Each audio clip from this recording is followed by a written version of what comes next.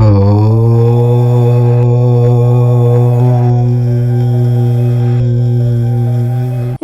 కార్తీక పౌర్ణమి బుధవారం మహాపవిత్రమైన రోజు. శివకేశవులకు ఎంతో ఇష్టమైన రోజు కనుక ఈ పౌర్ణమి రోజున గుర్తుపెట్టుకొని ఉదయం మరియు సాయంత్రం స్నానం చేసే నీటిలో ఈ ఒక్కటి వేసుకొని స్నానం చేస్తే చాలు, కష్టాలు పాపాలు దోషాలు పటాపంచలైపోతాయి, మీ తలరాత మారిపోతుంది. అంతేకాదు ఈరోజు నీటిలో ఇది వేసుకొని స్నానం చేస్తే జన్మల దరిద్రాలు పోతాయి, 1 గంటలో కష్టాలు బాధలు దోషాలు పోతాయి, 1000 కోట్ల సంవత్సరాలు శివలోకంలో జీవిస్తూ ఉంటారు, అపర కుబేరులుగా మారిపోతారు. ఈరోజు ఇలా స్నానం చేయటం ద్వారా మీ ఒంట్లో ఉన్న నెగిటివ్ ఎనర్జీ మొత్తం కూడా పోతుంది, పాజిటివ్ ఎనర్జీ వస్తుంది, మీ శరీరానికి నూతన ఉత్తేజం వస్తుంది, నూతన ఉల్లాసం వస్తుంది. ఇక మీరు ఏ పని చేసినా ఆ పనిలో విజయం మిమ్మల్ని వరిస్తుంది, శివ అనుగ్రహం మీ మీద ఉంటుంది. మరి కార్తీక పౌర్ణమి రోజు నీటిలో ఏం వేసుకుని స్నానం చేయాలి అనే విషయాన్ని ఇప్పుడు మనం ఈ వీడియోలో వివరంగా తెలుసుకుందాము. ఫ్రెండ్స్, ఫస్ట్ అయితే ఈ వీడియోకి ఒక లైక్ కొట్టి మా ఛానల్ని సబ్స్క్రైబ్ చేసుకొని మాకు సపోర్ట్ చేయండి. పౌర్ణమి ప్రతి నెలా వస్తుంది, కానీ కార్తీక పౌర్ణమికి ఉండే ప్రత్యేకత మరే పున్నమికి ఉండదు. ఖగోళ పరంగా చూస్తే ఏడాది మొత్తం మీద జాబిలి ఆ రోజు ఉన్నంత ప్రకాశంగా మరే రోజు ఉండదు. అంతలా వెలిగిపోయే వెన్నెలకే కన్ను కుట్టేలా గుడి ప్రాంగణాలు జలాశయాలు కార్తీక దీపాలతో శోభాయమానంగా వెలిగిపోతూ ఉంటాయి. ఆ రోజు కార్తీక మాసంలో వచ్చే పౌర్ణమి హిందువులకు పరమ పవిత్రమైన రోజు. ఇది మహాశివరాత్రితో సమానమైన పుణ్యదినం. ఈ పర్వదినాన్ని త్రిపురి పూర్ణిమ, దేవ దీపావళి అని కూడా అంటారు. దేవతలు కార్తీక పూర్ణిమ నాడు జరుపుకునే దీపావళి పండుగ గనుక దీనిని దేవ దీపావళి అని కూడా పిలుస్తారు. కార్తీక మాసంలోనే అత్యంత పవిత్రమైన రోజు ఈ కార్తీక పౌర్ణమి. కంటి త్రిపురాసురుడిని హతమార్చిన దినం, పార్వతీదేవి పాప పరిహారార్థం శివారాధన చేసిన దినం, వేదాలను అపహరించి సముద్రంలో దాక్కున్న సోమకాసురుణ్ణి సంహరించేందుకు శ్రీహరి మత్స్యావతారం ధరించింది ఈ పూర్ణిమ నాడే. దత్తాత్రేయ జన్మదినము ఇదే. దేవ దీపావళి, కుమార దర్శనమని ఈ పర్వదినానికి పేర్లున్నాయి. మహాభారత కథనాన్ని అనుసరించి కార్తికేయుడు తారకాసురుణ్ణి సంహరించిన రోజే కార్తీక పూర్ణిమ. ప్రజలను నానా రకాలుగా హింసిస్తున్న తారకాసురుడు ఇక లేడన్న ఆనందంతో దీపాలు వెలిగించి సంబరం చేసుకున్నారు. 1000 ఏళ్ల రాక్షసుల పాలన అంతరించిన శుభ సందర్భంగా మహాశివుడు తాండవం చేశాడని పురాణాలు చెప్తూ ఉన్నాయి. కార్తీక పూర్ణిమ అటు శివుడికి ఇటు విష్ణుమూర్తికి కూడా ప్రియమైన రోజు. ఆ రోజు దీపం వెలిగిస్తే మనం తెలిసి తెలియక చేసిన పాపాలన్నీ కూడా హరించుకుపోతాయి. కార్తీక పౌర్ణమి రోజున రుద్రాభిషేకం చేస్తారు. ఈ రోజంతా ఉపవాసం ఉండి సాయంత్రం 365 ఒత్తులతో కూడిన దీపాన్ని వెలిగిస్తారు. రోజుకు 1 ఒత్తి చొప్పున ఏడాది మొత్తాన్ని సూచిస్తాయి ఈ ఒత్తులు. కొందరు దీపాలను అరటి దొన్నెపై ఉంచి నదిలో లేదా కొలనులో వదులుతారు. ఇంకొందరు శివాలయంలో దీపాలు వెలిగిస్తారు. ఆ వీలు లేని వారు ఇంట్లోనే దేవుని ముందు లేదా తులసి కోట ఎదుట దీపం వెలిగిస్తారు. కార్తీక పౌర్ణమి నాడు శివాలయంలో దీపారాధన చేయటం అంటే ముక్కోటి దేవతలను పూజించటమే. సకల పుణ్య నదుల్లో స్నానం చేసిన ఫలితం దక్కుతుంది. కార్తీక పౌర్ణమి నాడు చేసే దీపారాధనతో ఇహలోకంలో సుఖ సౌఖ్యాలు, పరలోకంలో ముక్తి లభిస్తాయి. దీపం పరబ్రహ్మ స్వరూపం. ఏ ఇంట్లో అయితే నిత్యం ధూపము, దీపము, నైవేద్యాది కైంకర్యాలు జరుగుతూ ఉంటాయో ఆ ఇల్లు అష్టైశ్వర్యాలతో తులతూగుతూ ఉంటుందనేది ఆర్యోక్తి.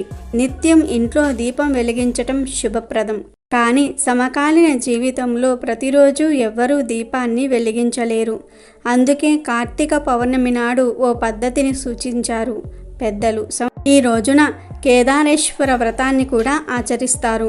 అలాగే జ్వాలా తోరణం అనే ప్రత్యేక ఉత్సవం కార్తీక పౌర్ణమి రోజున జరుపుతారు. శివకేశవ భేదం లేని పరమ పవిత్రమైన మాసంలో కార్తీక పౌర్ణమి రోజున జరిగే జ్వాలా తోరణ దర్శనం చేస్తే సర్వ పాపాలు తొలగిపోతాయి. జ్వాలా తోరణ భస్మం ధరిస్తే భూత ప్రేత పిశాచ బాధలన్నీ తొలగిపోతాయి. కార్తీక జ్వాలా దర్శనం వలన మానవులకు, పశుపక్షాదులకు, క్రిమి కీటకాదులకు సైతం పునర్జన్మ ఉండదని ప్రతీతి. కార్తీక మాసంలో అత్యంత విశిష్టమైన అంశం జ్వాలా తోరణం. కార్తీక పౌర్ణమి నాడు శివాలయాల ముందు 2 కర్రలు నిలువుగా పాతి ఒక కర్రను వాటికి పైన అడ్డంగా పెడతారు. అడ్డంగా పెట్టిన కర్రకు కొత్త గడ్డిని తీసుకుని వచ్చి చుడతారు. దీనికి యమద్వారం అని పేరు కూడా ఉంది. ఈ నిర్మాణంపై నెయ్యి పోసి మంట పెడతారు. ఆ మంట కింద నుంచి శివ పార్వతులను పల్లకిలో అటూ ఇటూ 3 సార్లు ఊరేగిస్తారు. మన పూర్వీకులు ఈ ఆచారాన్ని ప్రవేశపెట్టడం వెనుక ఓ కారణం ఉంది. యమలోకంలోనికి వెళ్ళిన వారికి మొదట దర్శనమిచ్చేది అగ్ని తోరణం. యమలోకానికి వెళ్ళిన ప్రతి వ్యక్తి ఆ తోరణం గుండానే లోపలకు వెళ్ళాలి. వాస్తవానికి ఇది పాపులకు వేసే ప్రథమ శిక్ష. ఈ శిక్షను తప్పించుకోవాలంటే ఈశ్వర్ను ప్రార్థించాలి. అందుకే కార్తీక పౌర్ణమి రోజున ఎవరైతే యమద్వారం అనగా జ్వాలా తోరణం నుంచి 3 సార్లు అటు ఇటు వెళ్ళి వస్తారో వారికి ఈశ్వరుడి అనుగ్రహం లభిస్తుంది. ఆ వ్యక్తికి యమద్వారాన్ని చూడాల్సిన అవసరం ఉండదు. అందుకే అందరూ తప్పనిసరిగా ఈ జ్వాలా తోరణ మహోత్సవంలో పాల్గొనాలి. జ్వాలా తోరణం కింద ఈశ్వరుడి పల్లకి పక్కనే నడుస్తూ, శివా, నేను ఇప్పటిదాకా చేసిన పాపాలన్నీ కూడా ఈ మంటల్లో కాలిపోవాలి. వచ్చే ఏడాది వరకు ఎలాంటి తప్పు చేయకుండా సన్మార్గంలో నీ బాటలోనే నడుస్తానని ప్రతిజ్ఞ చేయాలి. జ్వాలా తోరణం కాలిపోగా మిగిలిన గడ్డిని తీసుకొచ్చి ఇంటి చూరులోనో, గడ్డివాములోనో, ధాన్యాగారంలోనో పెడతారు. అది ఉన్న చోట సుఖశాంతులు వెల్లువిరుస్తాయి. అది ఉన్న చోట భూత ప్రేత ఉగ్ర భూతాలు ఇంటిలోనికి రావని విశ్వాసం. కార్తీక మాసం అంటేనే స్నానానికి ఎక్కువగా ప్రాధాన్యత ఉంటుంది. కార్తీక మాసం మొత్తం సూర్యుడు తులారాశిలో ఉండగా అనగా తెల్లవారుజామున స్నానం చేయాలి. దీనినే తలా స్నానం అంటారు. కార్తీక పౌర్ణమి సముద్ర స్నానానికి విశేషమైన రోజు కనుక ఈరోజు సముద్ర స్నానం చేస్తే చాలా మంచిది. సముద్ర స్నానం చేయటం కుదరని వారు నదుల్లో, చెరువుల్లో, కాలువల్లో స్నానం చేసిన మంచి ఫలితాలు కలుగుతాయి. అసలు ఇవేమీ మాకు కుదరవు అనుకునేవారు ఈ కార్తీక పౌర్ణమి రోజు ఉదయం మరియు సాయంత్రం స్నానం చేసే నీటిలో 5 మారేడు ఆకులు కానీ, పిడిగెడు ఉసిరి ఆకులను కానీ, లేదా చిటికెడు విభూదిని కానీ వేసుకొని స్నానం చేయాలి. అంటే మీకు దొరికితే 5 మారేడు ఆకులు తెచ్చుకొని చేతితో లైట్గా నలిపి నీటిలో కలిపి స్నానం చేయండి. మారేడు ఆకులు దొరకని వారు కొన్ని ఉసిరి ఆకులను, అంటే రాగి చెట్టు ఆకులు ఉంటాయి కదా, ఆ ఆకులు కొన్ని తెచ్చుకొని లైట్గా నలిపేసి బకెట్ నీటిలో వేసుకుని స్నానం చేయండి. ఇవేమీ దొరకని వారు చిటికెడు విభూదిని నీటిలో వేసుకుని స్నానం చేయండి. ఇలా ఈరోజు మారేడు ఆకులను కానీ, ఉసిరి ఆకులను కానీ, విభూదిని కానీ నీటిలో వేసుకుని స్నానం చేస్తే నీటి ద్వారా సమస్త పాపాలు పోతాయి, కోటి జన్మల పుణ్యం వస్తుంది. అంతేకాదు ఈరోజు నీటిలో ఇది వేసుకుని స్నానం చేస్తే జన్మల దరిద్రాలు పోతాయి. 1 గంటలో కష్టాలు, బాధలు, దోషాలు పోతాయి. 1000 కోట్ల సంవత్సరాలు శివలోకంలో జీవిస్తూ ఉంటారు. అపర కుబేరులుగా మారిపోతారు. ఈరోజు ఇలా స్నానం చేయటం ద్వారా మీ ఒంట్లో ఉన్న నెగిటివ్ ఎనర్జీ మొత్తం కూడా పోతుంది. పాజిటివ్ ఎనర్జీ వస్తుంది. మీ శరీరానికి నూతన ఉత్తేజం వస్తుంది, నూతన ఉల్లాసం వస్తుంది. బట్టి ఈరోజు ఉదయం సాయంత్రం ఈ విధంగా స్నానం చేయండి. ఇలా స్నానం చేసే సమయంలో గంగే చ యమునై చైవ గోదావరి సరస్వతి నర్మదే సింధు కావేరి జలేస్మిన్ సన్నిధిం కురు అనే శ్లోకాన్ని చదువుకోండి. ఈ శ్లోకం చదవటం రాని వారు 3 సార్లు గంగా గంగా గంగా అని అనుకోండి. కనుక కార్తీక పౌర్ణమి రోజు అందరూ ఈ విధంగా స్నానం చేసి శుభ ఫలితాలను పొందండి. ఇక ఈ కార్తీక పౌర్ణమి రోజు ఎప్పుడూ కూడా ఎట్టి పరిస్థితుల్లోనూ మాంసాహారము, గుడ్లు, చేపలు, మాంసం లాంటివి తినకూడదు. కార్తీక పౌర్ణమి ఒక్కరోజే కాదు, అస్సలు కార్తీక మాసంలో ఒక్కసారి కూడా మాంసాహారం తినకూడదని పద్మపురాణంలో చెప్పారు. కాదని తింటే పందులుగా జన్మిస్తారని శాస్త్రాలలో ఉంది. కనుక ఎవ్వరూ కూడా కార్తీక పౌర్ణమి రోజు మాంసాహారం తినకూడదు. దాదాపుగా అందరికీ ఈరోజు మాంసాహారం తినకూడదనే విషయం తెలుసు. కానీ ఈరోజు మాంసాహారంతో పాటుగా పప్పును కూడా తినకూడదు. అంటే ఏ విధమైన పప్పు దినుసులను తినకూడదు. కందిపప్పు, పెసరపప్పు, శనగపప్పు ఈ 3 పప్పులను ఈరోజు కూర వండుకుని తినకూడదు. కూర అనే కాదు, ఏ రూపంలోనూ కూడా ఈ పదార్థాలను ఆహారంగా స్వీకరించకూడదు అని శాస్త్రాలలో ఉంది. కాదని కార్తీక పౌర్ణమి రోజు ఈ పప్పు దినుసులను తిన్నారంటే ఇంటికి మంచిది కాదు. గండాలు వస్తాయి, అష్ట కష్టాలు వస్తాయి. భవిష్యత్తులో ఏదో ఒక అనారోగ్య సమస్య వస్తుంది. చాలామందికి ఈరోజు పప్పు కూడా తినకూడదనే విషయం తెలియదు. కేవలం మాంసాహారం ఒక్కటే తినకూడదని అనుకుంటూ ఉంటారు. మాంసాహారంతో పాటు పప్పు కూడా తినకూడదు. కాదని తింటే మాత్రం తర్వాత భవిష్యత్తులో చాలా రకాల ఇబ్బందులు ఎదుర్కోవాల్సి వస్తుంది. కనుక అందరూ కూడా గుర్తుంచుకొని కార్తీక పౌర్ణమి రోజు ఈ పదార్థాలను తినకుండా జాగ్రత్తగా ఉండండి. అయితే ఈ కార్తీక పౌర్ణమి రోజు గోవు కనిపిస్తే ఇది ఒక్కటి పెట్టండి చాలు, తరతరాలకు తరగని ఐశ్వర్యం వస్తుంది, ఆస్తి వస్తుంది, వద్దన్నా డబ్బు వస్తుంది, అంతులేని సంపదలు వస్తాయి. ఈరోజు గోవుకు ఈ పదార్థాలు తినిపించటం వలన 33 కోట్ల మంది దేవతల అనుగ్రహం లభిస్తుంది. జీవితంలో మిమ్మల్ని అన్ని విజయాలే వరిస్తాయి. జన్మ జన్మల పాపాలు పోయి కోటి జన్మల పుణ్యం వస్తుంది. కోటి దానాలు చేసిన ఫలితం వస్తుంది. ప్రాచీన భారతీయ సంస్కృతి సంపదలకు ప్రతీక పవిత్ర గోమాత. భారతీయులకు అనాది నుంచి ఆరాధ్య దేవత. చతుర్వేదాలలోనే కాక హిందూ ధర్మశాస్త్ర గ్రంథాలలోనూ, భారత, రామాయణ, భాగవతాది పవిత్ర గ్రంథాలలోనూ గో మహిమ అసామాన్యమైనదిగా అభివర్ణించబడింది.